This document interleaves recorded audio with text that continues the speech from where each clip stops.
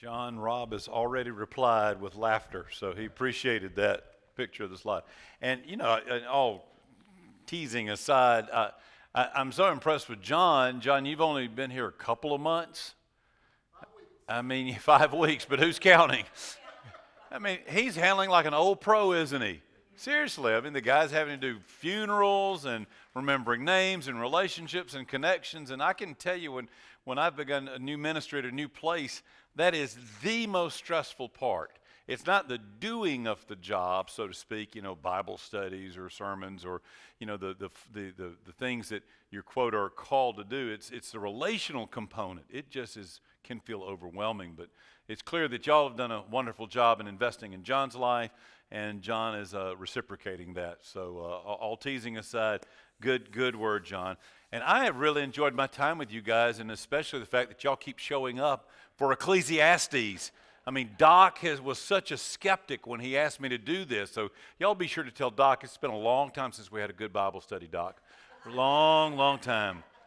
And you're going to have another good one with John because Peter A. Jones, that book on the parables is simply fantastic, and I remember getting a copy of it literally decades ago, John. He's revised it, I think, since, but it's a great study, and I know that that's going to be refreshing for each of you as you go through that. All right, let's to kind of get this started with the cover slide here, I want to just open with a question. We are, and I'm not being patronizing, we are a group where we have collective wisdom here. We're not, no offense, we're not a gathering of teenagers. There's some stuff in the rearview mirror for all of us, and that's okay. Let me tell you, I know what my life was like as a young adult, and there's a few things I'd like to have back, but most of it, I'm glad it's in the past, so, it's okay. So, how would you define the good life? Give me a sentence. What is for you? Now, don't try to come up with anything wise or like Confucius or Koheleth. What is for you the good life?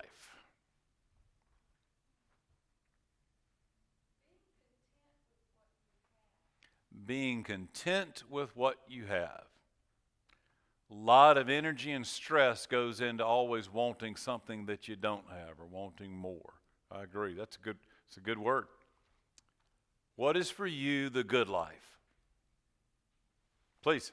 Energy in the morning and peace at night. That's good. I like that. Energy in the morning, peace at night. I once had had a member of the community, very prominent person, when I was pastor in Augusta, and she asked me the question. She says, "Greg, do you think you have peace?" And of course I responded, "Well, yeah, I do." And then she wanted to press that, and we got into a much deeper conversation about her own personal struggle of not feeling at peace. It was not churchy language. It was something kind of profound. I like that. That's a good word. What is for you the good life? Peer pressure. Pardon? No peer pressure. No peer pressure. You don't have to worry about your neighbor, your colleague, your competitor, right? You just got to worry about you. It takes a while to get there, doesn't it? Peer pressure is not just a teenage or young adult thing. I think we all kind of look over our shoulders at what may be causing us concern. Others, what is the good life? Relationships. Yeah. Yep. I see you pointing around the table. And I think that's so fundamental to the health of a congregation, right? You connected with church, ultimately, not because of sermons, not because of an inspiring worship program. All of those things are very important, I know. But what keeps you here, what makes you drive here from places like Hapeville and, well, Roswell, I'm temporary, but anyway, wherever you're coming from, is its community. People that you know and love. Yeah. Okay. We could probably go on for the rest of the night with that. But I think that to ask yourself and ask of others, what is the good life, should be the kind of compelling question that is sort of like taking your pulse, or when you are getting a physical. It's something that it's a good indication of how healthy, what's going on with my spiritual health here. How can I answer, what is the good life, and am I living it? I didn't hear anybody say the good life is having, a 4-car garage. The good life is having flourishing investments in the stock market, which nobody's doing right now. The good life is not about, tangible things, because if you live long enough in this life, we all know that those things in life go away. They come and they go, which brings me back to Ecclesiastes, right? It's important that he begins the language of vanities, all is vanity, not because, at least my argument is, not because he's some pessimistic old dude that's grumpy, but because it's the acknowledgement that there's so much in life that just comes and goes. So, as I said, we're not doing this chapter by chapter, verse by verse, but we're hitting kind of the mountaintop peaks of Ecclesiastes, because thematically there's a lot of overlap. I took the slide out. Last week you received the different theological themes, and if you looked at that carefully, these themes are carried out all throughout the book, and so it's kind of intertwined, so to speak. Chapter 7, which is where we're going to pick up tonight, is this quest for the good, and I think deep down we're all kind of hoping to get something in this life that we can say, this was good. This was important. This is where I needed to have spent my time, my emotional energy. It feeds my soul. So chapter 7 gives us, 7 sayings for the quest for good. So as we move into that slide, the verse 1 of chapter 7, we can go there. A good name is better than precious ointment, and the day of death than the day of birth. So let's just kind of start with that first part of there.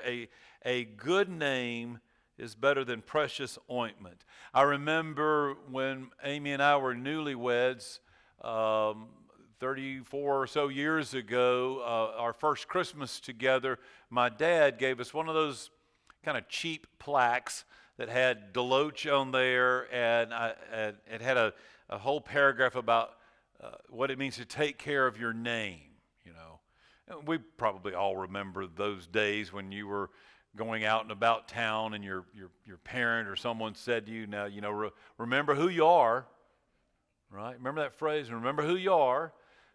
When you grow up in Eaton, Georgia, you don't need to remember who you are, because everybody else knows who you are. They would say, "Now, you're Sonny's boy, is that right?"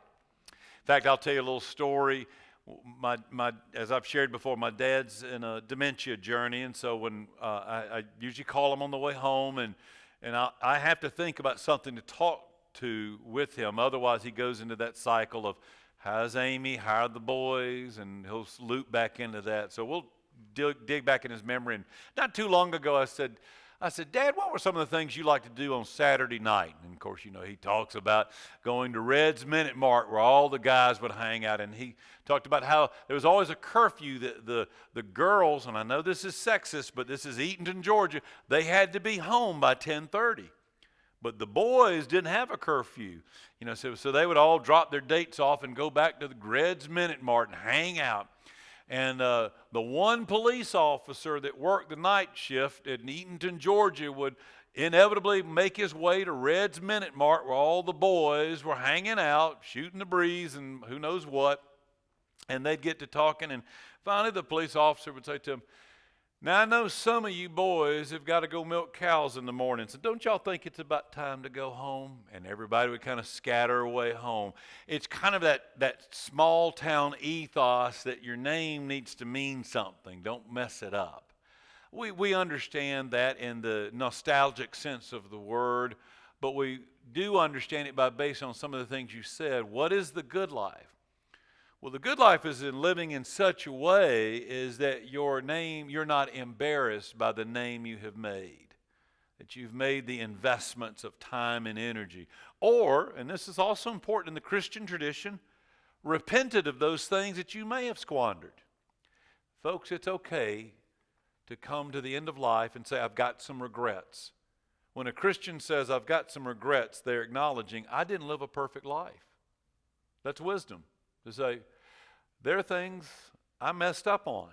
And I wish I could do it again, but I can't. So a good name also acknowledges that I have feet of clay, that I make mistakes. The best outcome for one's life is to arrive at your final destination with a good name intact, marked by virtue and righteousness and wisdom. That's how he would kind of sum all of this up. Let's look at the second saying. So it's better to go to the house of mourning than to go to the house of feasting, for this is the end of everyone, and the living will lay it to heart. Wow, that's a downer. Go to the house of mourning than to go to the house of feasting. So traditionally, in Hebrew traditions anyway, there were 7 days set aside for mourning, and or for what we would call the wake. And what the teacher in Ecclesiastes is instructing is that the wise person should approach all things with a sense of mortality in mind. I know that sounds like a downer, but this isn't the first time you've heard this. That's a painting by El Greco, or the Greek as it's translated, holding, the painting's by El Greco. It's of St. Francis, and St. Francis is holding a skull, which is that worn out image you've seen in the past of philosophers pondering life by pondering death. So I'm going to ask you again to reply to this. What have you learned about death? Now, obviously, we've all survived it thus far, but we've all experienced it through others. What have you learned about death? It's not final. Okay. Your faith teaches you that death is the end of one thing, but the doorway to the beginning of another. Others, what else have you learned about death? Think about the first significant loss you experienced. Can you think of that? I was 12 years old. It was my granddaddy. And I could not believe this could happen to me. And it taught me as a 12-year-old, it's going to sound very cliche, but it taught me, my goodness, if I'd have known yesterday was the last time I was going to see my grandpa, Papa I called him, it would have been a whole different day. Right? So it's an innocent enough lesson, but you've had it too. What have you learned from death? Come on. All right, we had several there, so we'll start over there. It's a great equalizer. Yeah. The older we get, the more we begin to see ourselves. I'm going to stay on you for a moment. Do you remember the first time someone your age passed away? A peer? Let me say that a little bit differently. Yeah. I was a teenager, and then since then you have more experiences where you experience loss. And that can be a little unsettling because it's like, it can happen to me too. Because when you're young, death happens to old folks. And then suddenly you get older. Someone else spoke. I'm sorry, I don't remember who. Death is not the worst thing. I'm assuming you're implying that suffering, agony, that kind of thing can be the worst. Absolutely. Maybe most of us in here have witnessed death where we could say that was really a blessing. I have.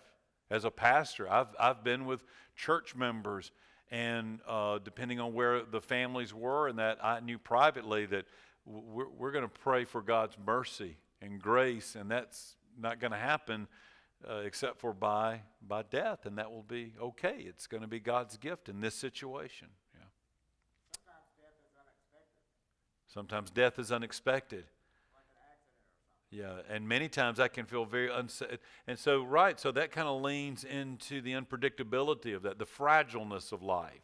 At the risk of sounding morbid, any one of us can drive home and not make it. In Atlanta, Georgia, that's a pretty good risk too, for sure. Right.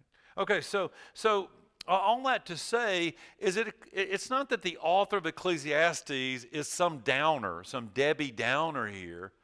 He's really dialing into the ancient tradition, the philosophic tradition, that the way to live a good life is you've got to understand that life itself is short and fragile and precious. And that translates into the Christian tradition too, by the way, right? We have this one life. There are no do-overs on this side of eternity. So what we do with this life has eternal consequences, so to speak.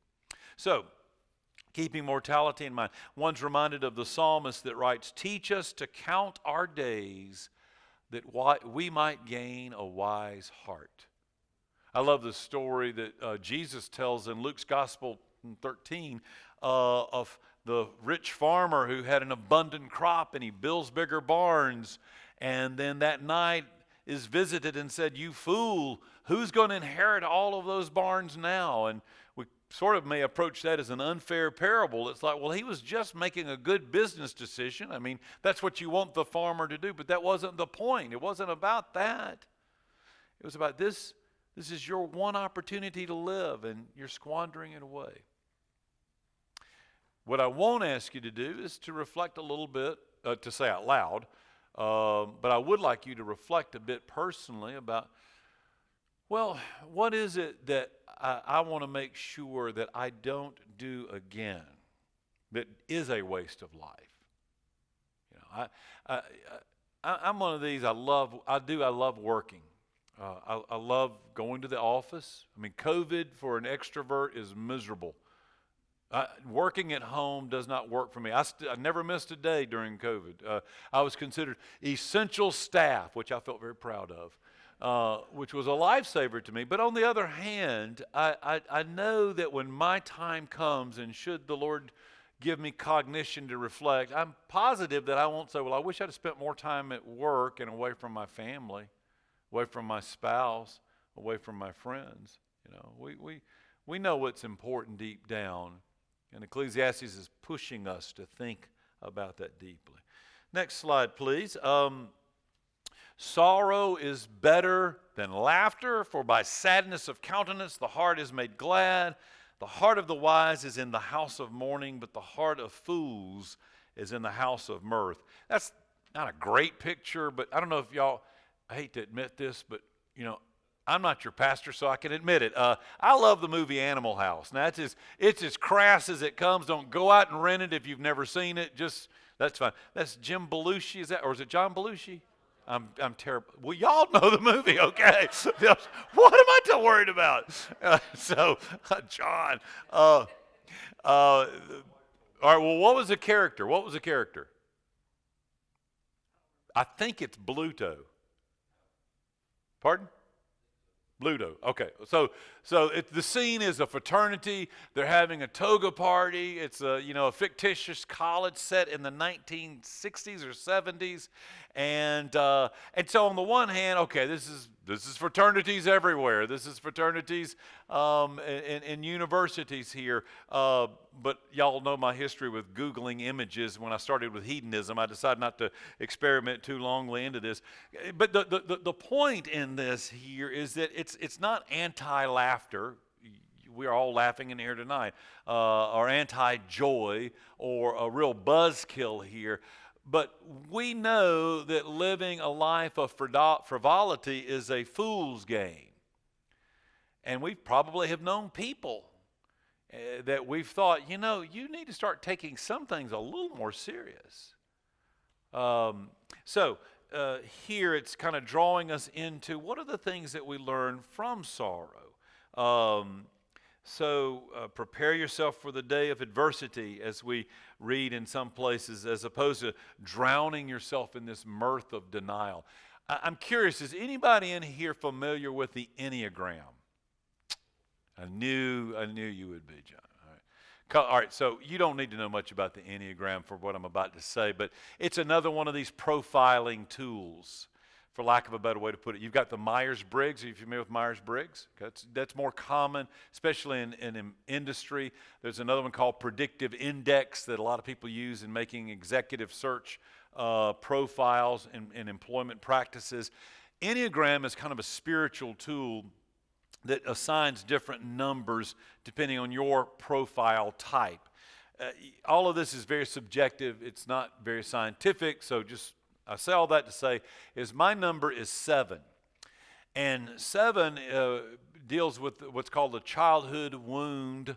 It's a Carl Jung terminology, childhood wound of pain avoidance. And that's very true of me. You don't know me, but I know me, and I know me real well, and I do tend to just not want to deal with pain. And so I find ways to reframe it. One of the ways, by the way, is part of my calling as a minister. I do very well, and I'm not being funny when I say this, I do very well with the pain of others. I don't mind. I love hospital visits. I'm fine in the funeral home situations. I've been at the bedside of the dying for decades here. I don't avoid your pain at all because it's a way for me to reframe not dealing with my own pain. And so I do think I have a little bit of humor. I have to watch that because oftentimes I will use humor to deflect painful situations. We've all been in those conversations, right, where someone made a joke and it wasn't quite appropriate. It's a way of kind of not dealing with it. So the author here, Koheleth of Ecclesiastes, is reminding us that there's things that we learn from sorrow. So like, what can we learn from death? Let me ask you the question, what can we learn from sorrow? What do you learn from sorrow? I mean, nobody wants to be sorrowful, but what are the lessons? Okay, how important right now is. Sorrow is a version of grief, by the way. Yeah.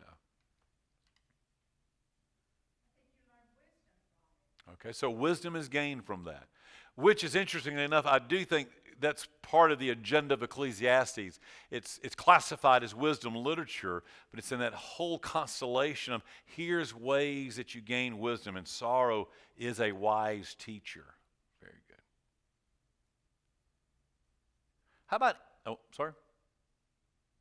How about empathy? When you engage sorrow in yourself, it allows you the privilege of empathy with another. Sympathy is feeling sorry for. Empathy is sharing sorrow with. Now, many things the best we can do is sympathy. I sympathize with you. That's understandable. There's nothing wrong with sympathy. But empathy is a way of connecting. Now, I feel like I need to make a public service announcement. However, empathizing with someone doesn't give you the privilege of saying, I know how you feel. Don't ever do that with another. Even if they're going through the exact same thing in the exact same way, do not say, I know how you feel. You cannot know how another person feels. But empathy does give you connection. And you and I have had experiences where people connected with us. 2 months ago, we had to put our little dog to sleep. She was 6 years old. I'll spare you all the details, but she had leukemia. What did she have? Lymphoma, and we had to put her to sleep. It just about killed me. So I don't know if we have any pet people in here, but we've had dogs through the years, and this one about did me in.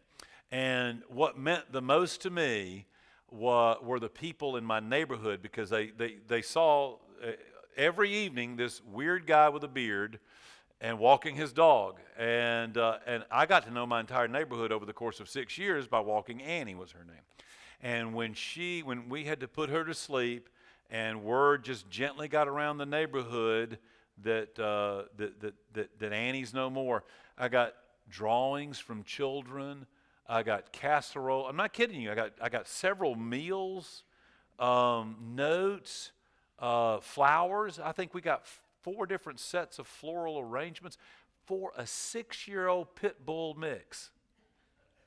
But I say that to say that if you're a pet owner, and I'm not comparing the loss of a dog with the loss of a human being. Please don't hear me say that. But people were dialing in an empathetic way. They weren't my church. Some of these folks were our Jewish neighbors. One was a Muslim neighbor. These weren't people that I went to church with. They just empathized, right? You learn from that, and it's a wise teacher. You don't seek it out, but neither do you shun it when it comes your way. So let's continue. Next thing for the quest for good. Yeah, there you go. Thank you. It's better to hear the rebuke of the wise than to hear the song of fools.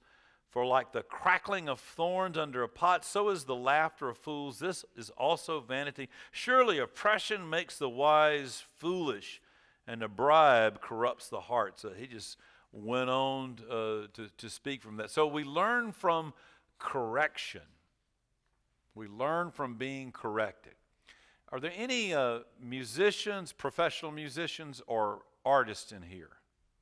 When I say professional, that you've at least maybe either took classes on some level. None? Okay. You? Okay. So, I'm going to put you on the spot here. So, what's your background? I was a Piano major. All right. So, that meant you did a lot of recitals in your lifetime. All right. So, getting the practice out of the way, because we know piano teachers can be a real pill, and I'm sure you probably taught piano. But the difficult times are the performance pieces and then getting the critiques or the feedbacks. Were those painful? Sometimes. Okay, yeah. All right, you were pointing to somebody else here? Okay, musician? All right, musicians there? Well, y'all aren't wanting to own up to it. Well, I'm not a musician, but I would think it's quite vulnerable to get up there and perform a piece and then have, a sense of, okay, this is what you did wrong. So, and my background's art, and I remember, just so vividly in one of my classes, we were putting up your, in this case, it was, we were designing album covers. Remember the days when LPs were the thing, so you're designing album covers, and they would just tear you to pieces. Just tear you to pieces. And but you take a step back and go, it wasn't personal. The whole point was to make you a better pianist or organist or painter or whatever it is. Now that's in the arts movement here, but it's a universal truth. How do you experience correction? At work, it can feel punitive because it's kind of like, all right, is my raise going to be contingent on this, or am I going to have a job? That's kind of a different relationship. But what about in church? What if, and I'm being serious here, what if Doc got personal in his preaching? And maybe he is, I don't know. But what if he got to saying things that were kind of personal? Not to be mean, but to say, in essence, this is what our sacred texts tell us. But we're not doing these things. Now, you're a good church. You wouldn't run Doc out on a rail, but you might go home a little miffed a bit, maybe even take it a little bit personal here.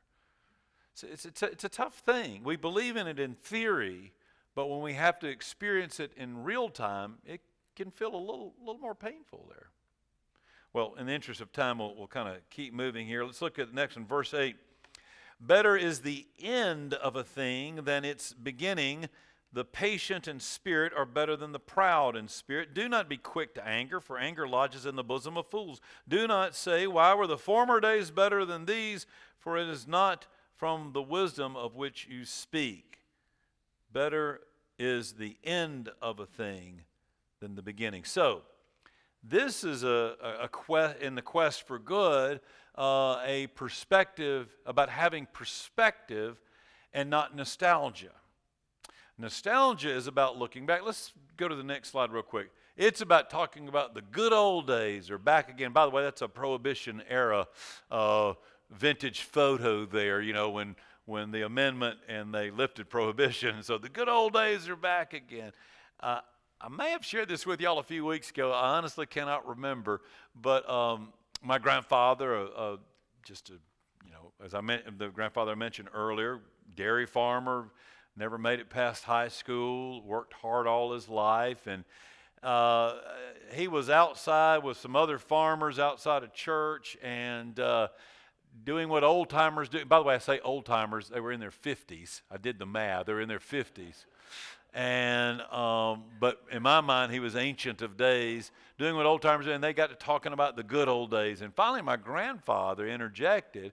My grandfather, born 1919, my grandfather who lived through the boll weevil decimation in Georgia, my grandfather where the Great Depression was really something that happened to rich people in cities, and World War II where he lost his brother, and so forth and so on. My grandfather said, well, I remember them good old days, and they weren't so good as I remember them. You know, he wasn't trying to be clever, but he was just kind of saying, you know, I think we all have rose-colored glasses when it comes to looking in the past. We all do. We all do.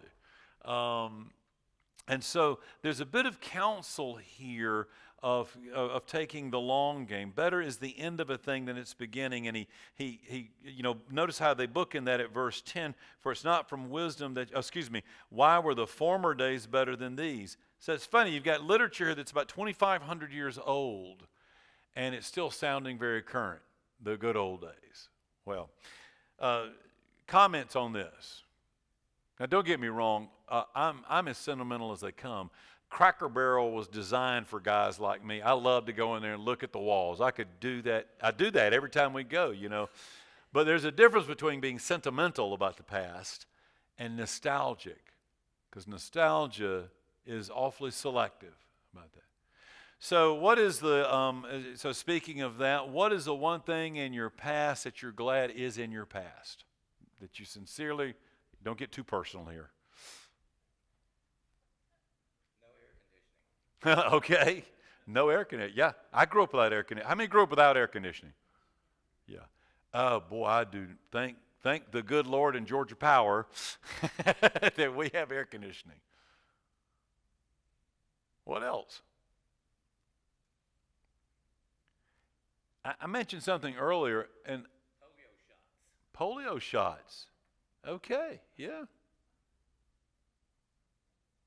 The reason I'm searching my mind is I do Wednesday nights here at Second-Ponce, and I'm in an interim in Macon. I'm trying to remember, did I tell this story? I think this was a Macon story, so stop me if you've heard it. I've only been with y'all 4 weeks, and I'm repeating myself, but anyway. We often kind of talk about, you know, these current times and about what it's going to do towards this generation or the generation coming up. Well, we forget our history.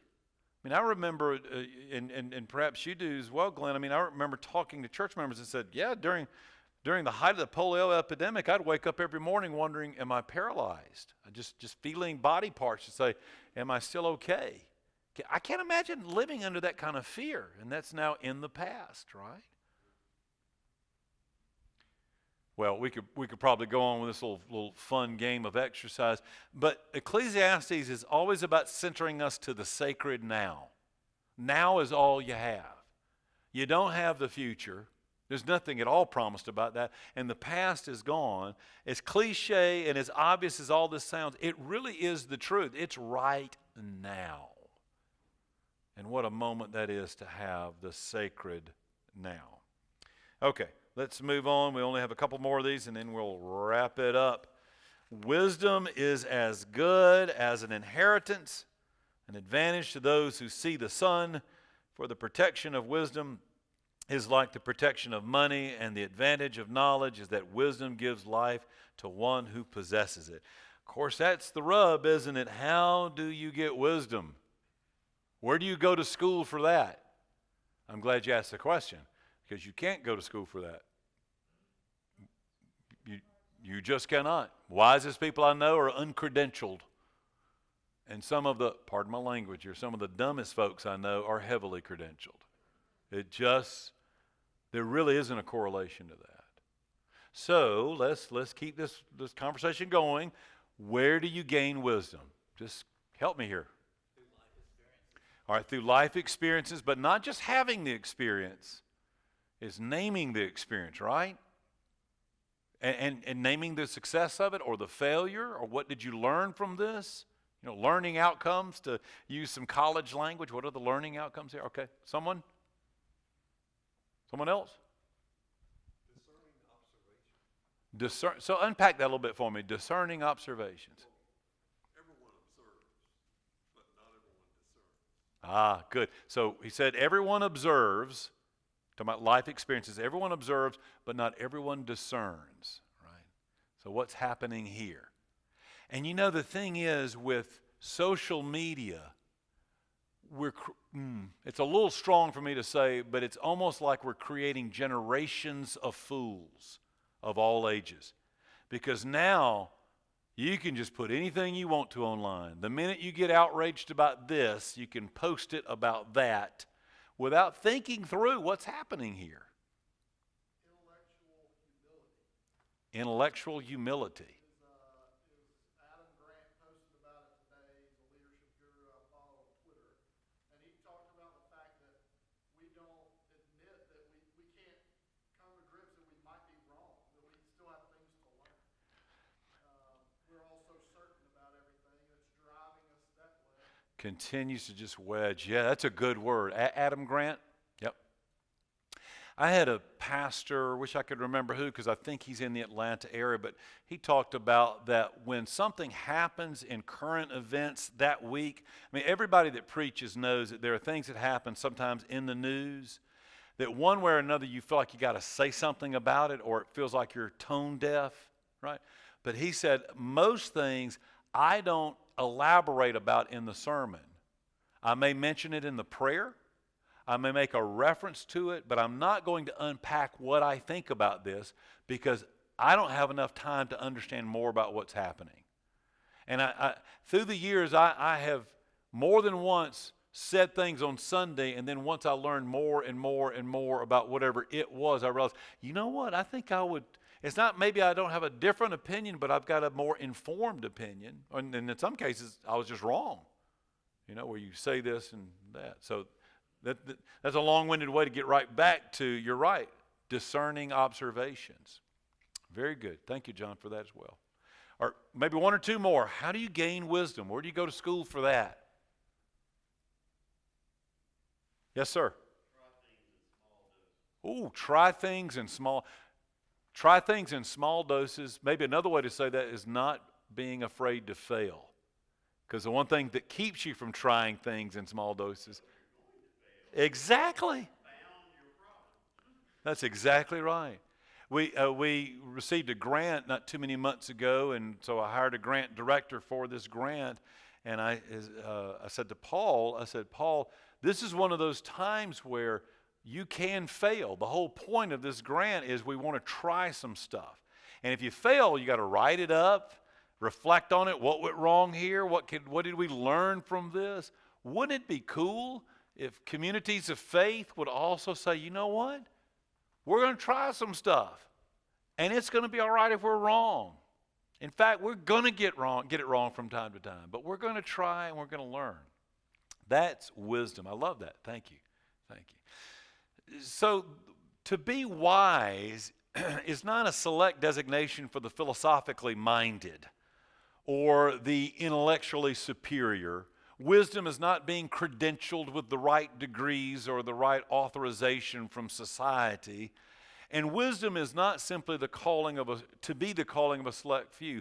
I do believe God is calling us, inviting us to live a life of wisdom. That is, that's a capacity that we all have to live into. Whether we make decisions to do so or not becomes very personal. And I don't know about you, but I want to have some wisdom when this turn of the globe is finished for me. I don't want folks saying over me, well, there goes a fool. I mean, nobody wants that. No, I mean, we don't want that. So if you don't want to be a fool, thought a fool, then don't be a fool. Seek out wisdom. One more thing, and then we'll finish it up. Wisdom is doing what we're doing tonight.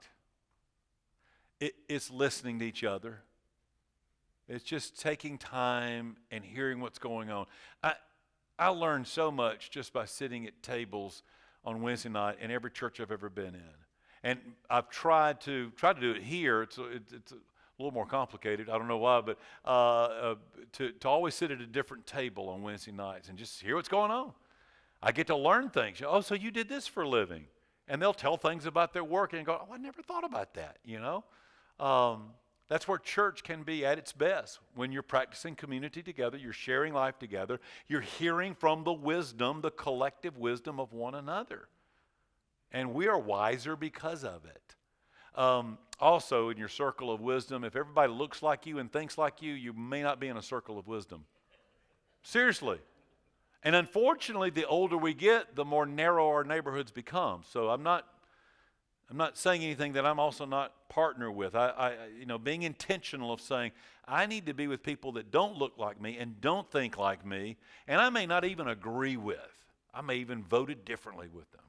But what is it that I can learn from them too? And maybe they can learn from me. All right, finally, let's go to the next slide, please. Thank you so much. Consider the work of God. Who can make straight what he has made crooked? In the day of prosperity, be joyful, and in the day of adversity, consider.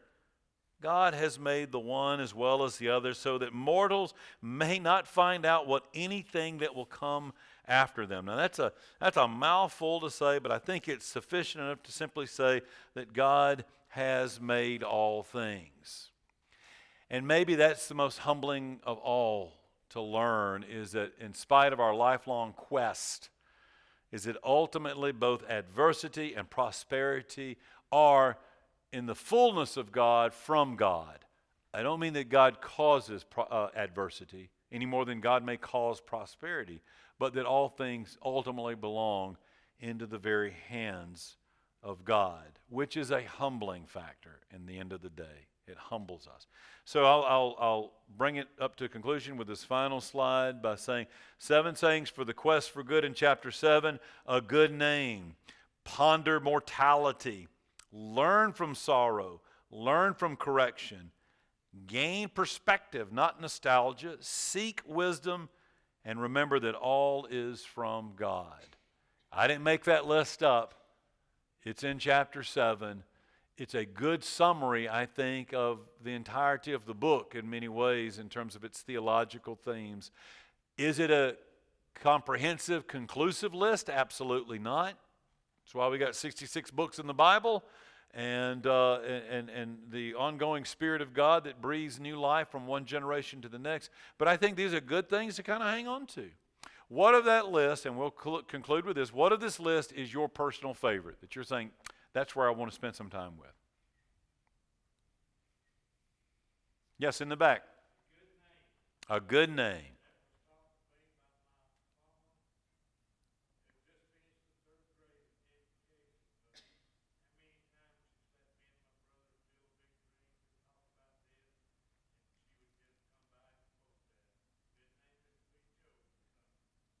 Good name. I like that.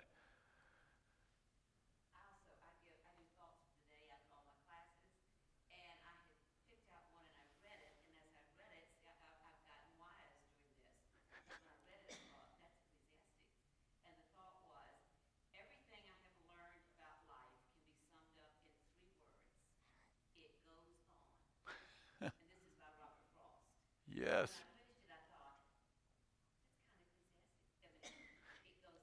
It goes on. Boy, that's good. That's good. I love Robert Frost anyway. Others? What of this list is significant for you?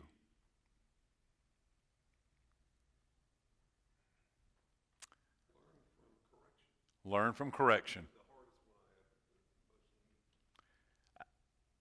I would agree with you that would be the hardest for me.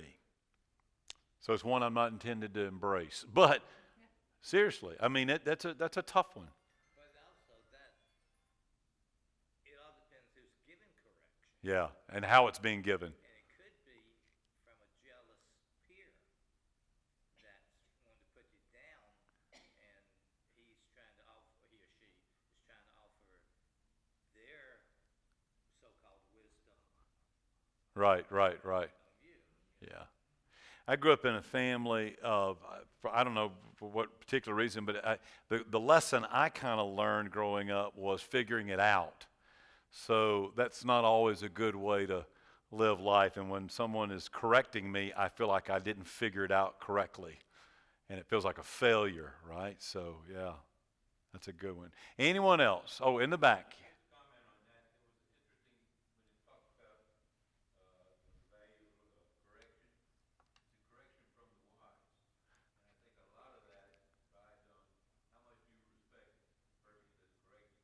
That's very good word. That's exactly right. That's right. That's right. Yeah.